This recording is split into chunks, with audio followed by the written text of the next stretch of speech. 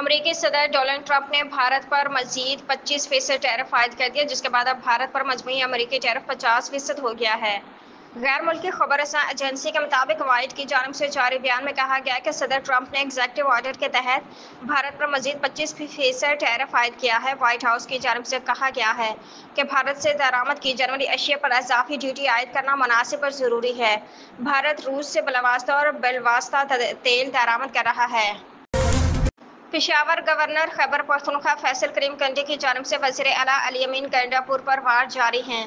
पेशावर में तकरीब से खिताब में फैसल करीम कंडी ने कहा कि वज़ीर आला ने हमारी नाक कटवा दी। हस्ब रवायत वज़ीर आला कारकुनों को छोड़कर फरार हो गए और राह फरार इख्तियार की। मैंने कहा था कि ये जलसा नहीं करेंगे। फैसल करीम कंडी का कहना था कि हुकूमतें ABC नहीं करती, पॉलिसी स्टेटमेंट देती हैं। बताएं कि वज़ीर आला का कौन सा बयान ठीक है।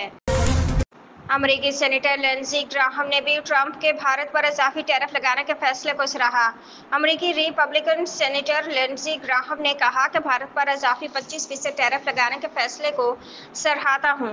उन्होंने कहा कि सस्ता रूसी तेल खरीदना अब उतना आसान नहीं रहा जितना पहले था।